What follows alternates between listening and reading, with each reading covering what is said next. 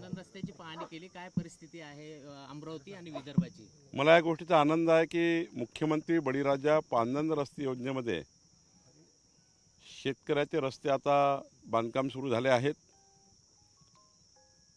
माननीय मुख्यमंत्री देवेंद्र फडणवीसजी यांच्या नेतृत्वात शेतात जाणारा रस्ता पक्का करण्याचा निर्णय आम्ही घेतलेला आहे आणि मला विश्वास आहे की शेतकऱ्याच्या शेतात बारमाही रस्ता असला, शेतकऱ्याच्या शेतात 12 तास दिवसांनी सोलरवर वीज असली आणि शेतकऱ्याच्या शेतामध्ये पाणी असलं तर शेतकऱ्याचा मुलगा हा 2 पिकं घेईल, 3 पिकं घेईल, सरकारी नोकरीची गरज त्याला पडणार नाही आणि त्यामुळे रोजगार निर्मिती शेतामध्ये होईल. जोपर्यंत रस्ता होत नाही तोपर्यंत रोजगार निर्मिती होत नाही.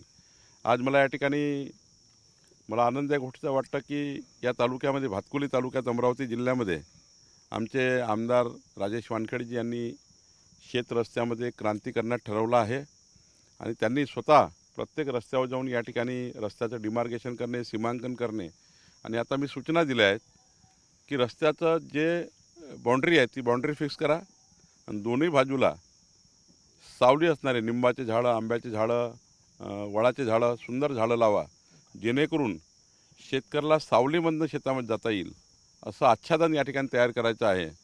मला विश्वास आहे की मुख्यमंत्री बळीराजा पांदन रस्ते योजनेमध्ये या महाराष्ट्राला पुढच्या 5 वर्षामध्ये जास्तीत जास्त शेतकऱ्याला रस्ता मिळेल अशी आमची भूमिका आहे.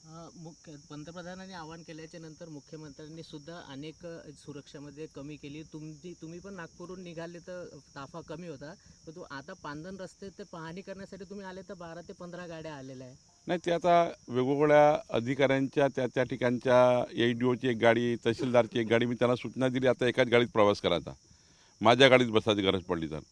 त्यात या अलग अलग अधिकाऱ्यांच्या गाड्या, काही ठिकाणी त्या भागातल्या नागरिकांच्या गाड्या आहेत. त्यांना मी सांगितलं की तुम्ही या गाड्या माझ्या ताफ्यात लावायची गरज नाही, माझी फक्त एक गाडी राहील. माझ्या ताफ्याला ज्या गाड्या जॉईन होणार आहेत त्यांना सांगितलं मला यायचं नाही, माझ्यासोबत कोणी फिरायचं नाही. मी आमदार एकाच गाडीतनं आलो, दिवसावरनं त्यांची गाडी बाजूला केली. म्हणजे आम्ही आपला विचार करतो आहे, पण आता अजून कार्यकर्त्यापर्यंत भूमिका जायची आहे. प्रांताला मी सांगितलं आहे, तहसीलदाराला सांगितलं की दोघांनी एकाच गाडीत प्रवास करायचा. प्रांताने वेगळी गाडी, तहसीलदारनी वेगळी गाडी, डेप्युटी SLRची वेगळी गाडी, तलाठ्याची वेगळी गाडी, RIची वेगळी गाडी, ह्या नसता तहसील कार्यालयातून एका गाडीत सर्वांनी निघायचं आणि एका व्हेकलमध्ये निघून त्या ठिकाणी पुढं जायचं. सर, यवतमाळ जिल्ह्यामध्ये काही तालुके पीक विम्यामधून वगळल्याची माहिती आहे. नाही, कुठलाही तालुका पीक विम्यातून वगळलेला नाही आहे. काही तर टेक्निकल अडचण तयार झाली असेल ते आम्ही दुरुस्त करू.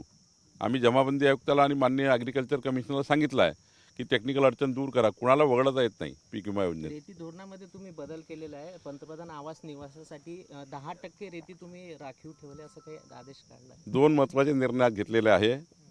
ज्या तालुक्यात, ज्या गावात वाळू आहे त्या वाळू साठ्यामधली 10% वाळू ही स्थानिक वापराकरता, स्थानिक ग्रामपंचायतच्या वापराकरता, स्थानिक तालुक्यातल्या वापराकरता आणि स्थानिक घरकुलाकरता 10% वाळू राखीव ठेवण्याचा निर्णय आणि ती 10% वाळू तहसीलदार वाटप करेल. बाकी 90% कॉन्ट्रॅक्टर घेऊन जाईल, पण 10% वाळू हा तहसीलदार त्या ठिकाणी वाटप करेल, घरकुलाला वाटप करेल, स्थानिक वापराला देईल. दुसरा महत्त्वाचा निर्णय आम्ही घेतला की शर्तभंग जे होते, एखाद्या जमिनीचा, घराचा शर्तभंग केला अधिकाऱ्यांनी, आपल्या नागरिकांनी, शेतकऱ्यांनी शर्तभंग केला किंवा घराचा शर्तभंग झाला, याच्या फाईल मंत्रालयात यायच्या. छोट्या छोट्या कामाकरता लोक मंत्रालयात फिरायचे. आता आज आम्ही राजपत्र जाहीर केलं. आता शर्तभंग नियमित करण्याचे अधिकार हे जिल्हाधिकाऱ्याला दिलेले आहेत. महसूल मंत्र्याचे अधिकार थेट जिल्हाधिकाऱ्याला गेलेले आहेत. त्यामुळं आता जिल्ह्यातला कुठलाही शर्तभंग मंत्रालयात येणार नाही. तिथेच त्यांना शेती आणि घरं हे कायदेशीर करून देण्याचे अधिकार सरकारने दिले आहेत. 30 जूनच्या आधी शेतकऱ्यांना कर्जमाफी होईल, पुन्हा मुख्यमंत्र्यांनी काल बोलले. कर्जमाफीची घोषणा केली, बजेट प्रोव्हिजन केली, पण कर्जमाफीची SOP काय असली पाहिजे याचा एक रिपोर्ट प्रवीण परदेशी समितीने तयार केलेला आहे. त्या समितीचा रिपोर्ट असा असला पाहिजे किंवा असेल अशी माझी भावना आहे. मी तो रिपोर्ट बघितला नाही, बघेल. त्या रिपोर्टमध्ये आम्ही अशी विचार केला होता की शेतकरी पुन्हा कर्जबाजारी होणार नाही याकरता काय करता येईल, पुन्हा शेतकरी कर्जबाजारी होऊ नये एक, आणि दुसरं अशा शेतकऱ्याला कर्जमाफी झाली पाहिजे ज्या शेतकऱ्यांना खऱ्या अर्थाने कर्जाची गरज आहे किंवा कर्जमाफीची गरज आहे. मागे मी एक स्टेटमेंट केलं, त्यावर अनेक लोक वाईट बोलले. भावना काय होती? आता माझ्याकडे मर्सिडीज कार आहे, समजा माझ्याकडे दुसरी कार आहे, तिसरी कार आहे, मोठी कार आहे, आणि मी जर गाडीकरता कर्ज उचललं, समजा माझ्याकडे मोठा बंगला आहे, तर मी जर बंगल्यावर कर्ज उचललं, माझ्याकडे मोठा फार्म हाऊस आहे, मी जर बंगल्यावर कर्ज उचललं, तर त्या बंगल्याचं कर्ज माफ करायचा त्या ठिकाणी काही गरज नसली पाहिजे. जो शेतकरी मूळ शेतामध्ये राबराब मेहनत करतो, हाडाची काळं करतो, रक्ताचं पाणी करतो, आणि ज्या शेतकरी कर्जाच्या बोजापायी आत्महत्येकडे चाललेला आहे, त्याची आत्महत्या होऊ देऊ नये म्हणून त्याला कर्जमाफी केली पाहिजे, ही भावना यामागची आहे, ही भूमिका सरकारची आहे. आणि त्यामुळं काही लोकांना असं वाटतं की बाबा शेतामध्ये ट्रॅक्टर घेतलं तर ठीक आहे, शेतामधले गाडी घेतली ठीक आहे, पण हे जे फार्म हाऊस आहे, मोठे मोठे बंगले आहेत, गाड्या आहेत, घोड्या आहेत, ज्याच्या स्वतःच्या व्यक्तिगत मोठे मोठे व्हेकल्स आहेत, त्यांनी कर्ज उचललं आहे. शेतीवर कधी कधी कर्ज उचलतात, कधी कधी व्हेकल करता कर्ज शेती उचलतात, कधी कधी फार्म हाऊस बांधण्याकरता शेती कर्ज उचलतात. मग अशाही शेतकऱ्याची कर्जमाफी करायची काय?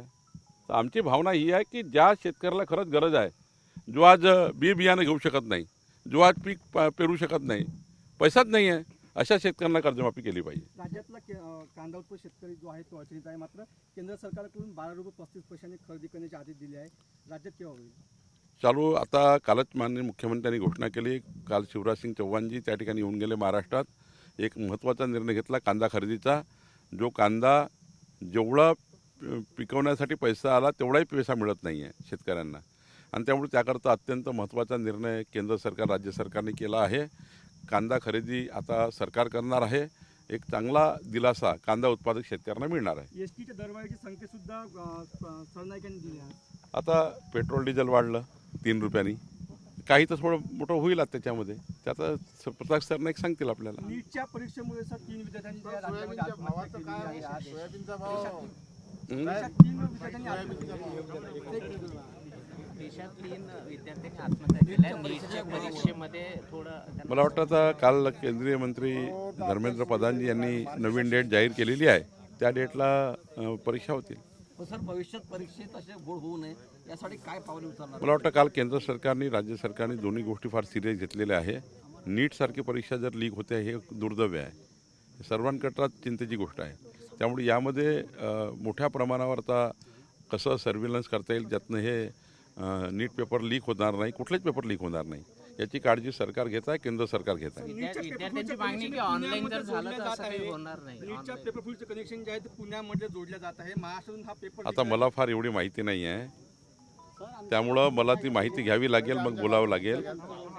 खरं तर मी वारंवार सांगतो की आज मला या गोष्टीचा आनंद आहे की मुख्यमंत्री बळीराजा पांढरण रस्ता योजना आज राज्यामध्ये कार्यान्वित झालेली आहे.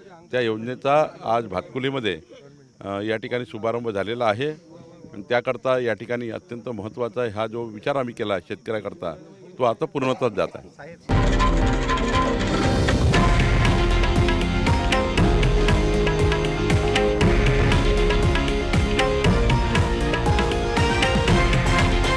हे आहे देशातील नंबर 1 न्यूज नेटवर्क आणि आपण पाहत आहात TV9 मराठी, एकमेव.